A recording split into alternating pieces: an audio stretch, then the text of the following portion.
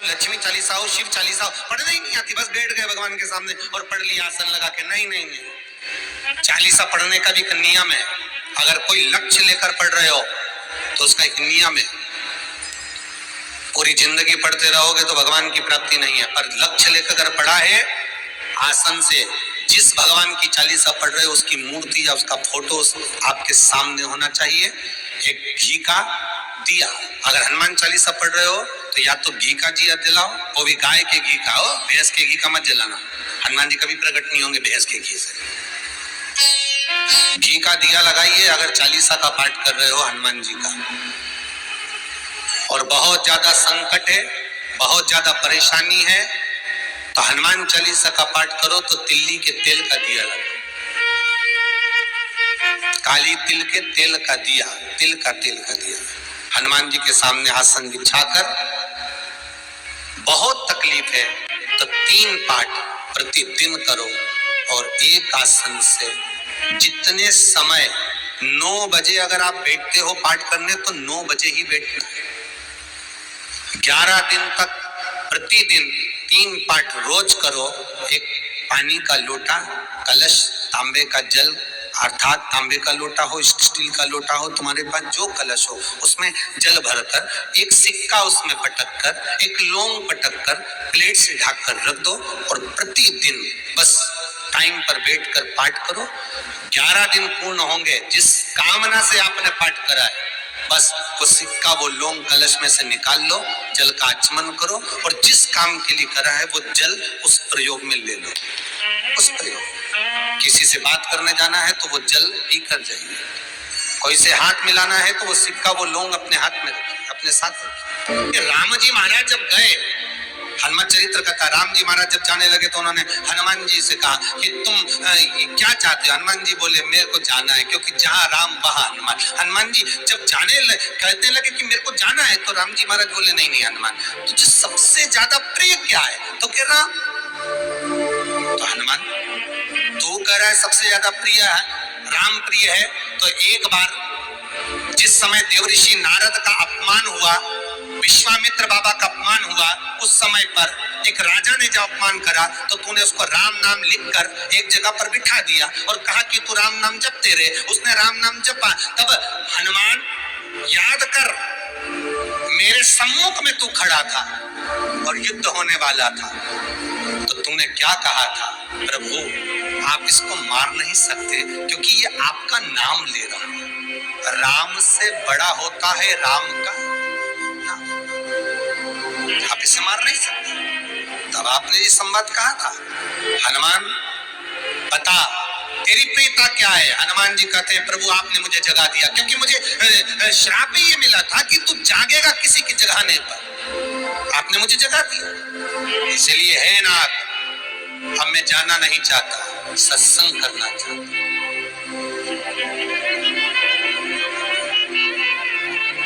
श्री राम जी का चरित्र, अब मैं सत्संग करूंगा, भजन करूंगा, नाम जाप करूंगा। पर राम जी जानते हैं हनुमान से कहा, हनुमान मेरा जाने का समय आ गया, मुझे तो जाना पड़ेगा ना। सीता पृथ्वी में चली गई, मुझे भी जाना है। मैं सरयू के जल में अपने प्राणों को त्यागूंगा, मानव का शरीर है इसको त्यागना तो पड़ेगा ना हनुमान। हनुमान जी बोले तो त्याग दो, त्यागने में क्या दिक्कत है, त्यागो आप।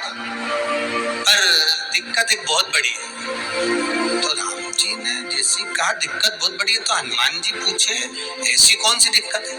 हनुमान जी के शब्द सुने तो राम जी बोले, जब जिस समय पर तुम सूर्य को निगल गए थे, इंद्र को क्रोध आया था और इंद्र ने तुम पर वज्र का जब प्रहार करा था, जब वज्र का प्रहार इंद्र ने करा तब तुम्हारा नाम हनुमान हुआ। तब सारे देवी देवताओं ने तुम्हें वर प्रदान करा। उस जगह पर यमराज भी खड़ा था, तो यमराज ने तुम्हें वर दिया था कि जहां हनुमान होगा वहां यमराज नहीं होगा। अब दिक्कत ये है कि मुझे प्राण त्यागना है और तू मुझे 1 मिनट के लिए नहीं छोड़े तो यमराज आएगा कैसे? दिक्कत वहां अड़ी पड़ी।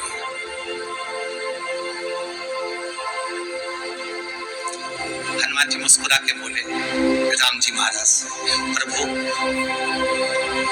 मैं आपके बिना रह नहीं सकता। तो राम जी बोले मैं भी जानता हूं कि तू मेरे बिना नहीं रह सकता, पर एक काम तो कर सकता है ना। क्या? मैं अगर कोई काम बताऊंगा तो तू करेगा कि नहीं करेगा? हनुमान जी बोले आपका काम और मैं ना करूं, ऐसा कभी हुआ है? जरूर करूंगा। ठीक है। बस अब राम जी महाराज ने सोच लिया कि हनुमान को जाने से पहले काम पर लगाऊंगा। अब वो कौन सा काम था? बोलो रे भाई। हनुमान जी को कहाँ काम पर लगाया राम जी ने? किस जगह पर काम पर लगाया? अरे सभी ने रामचरितमानस सुनी है, खूब सुनी, जल्दी बताओ। राम जी महाराज ने प्राण त्यागते समय, सरयू जी में प्राणों को देते समय राम जी ने हनुमान जी को किस काम में लगाया था कि राम जी ने अपने हाथ की एक मुद्रिका जिस पे राम लिखा हुआ था, वो मुद्रिका एक अयोध्या की एक सरंग में जमीन में डाल दिया और हनुमान से का जजर ढूंढ के लेके आ, मैं अभी घूम कर आया। और हनुमान जी तलातल रसातल भूमि के नीचे पताल में चले गए उस मुद्रिका को ढूंढने के लिए जिस पे राम लिखा है। और हनुमान जी पूछते भी जा रहे हैं राम कहाँ है? राम की मुद्रिका पड़ी थी, राम की अंगूठी है। अब राम का ही सत्संग करते करते जा रहे थे और राम जी चले गए सरयू, क्योंकि हनुमान अगर होगा तो यमराज नहीं आ सकता। हनुमान को यहाँ से हटाना पड़ेगा तब यमराज लेने के लिए आ सकता, तब यम आए, क्योंकि यम अपने नियम को धारण करेगा, चाहे कृष्ण हो चाहे राम। पंचमुखी हनुमान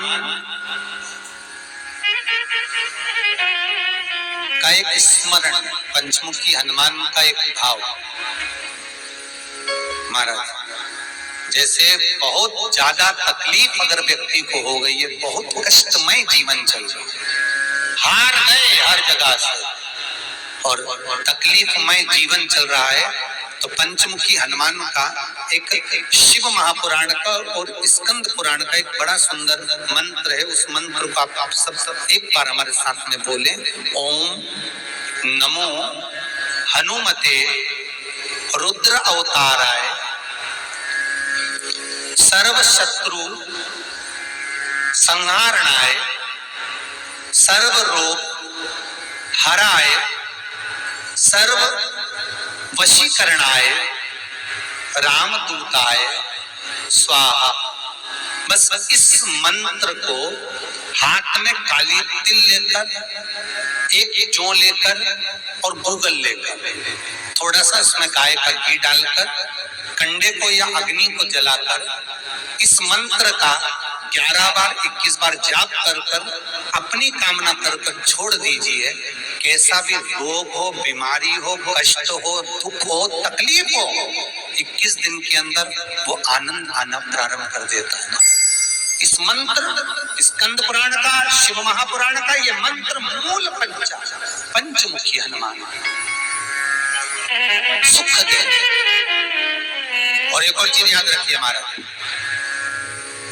यदि कोई काम के लिए जा रहे हो, कोई व्यापार के लिए जा रहे हो या नौकरी करने के लिए जा रहे हो और लगी नहीं रही, बहुत तकलीफ पा रहे हो, सर्विस ही नहीं लग रही, बहुत कष्टमय हो गया, तो निवेदन करूंगा 5 पीपल के पत्ते पर बेसन के 5 लड्डू घर में बने हुए, गाय के घी के 5 लड्डू रख लो।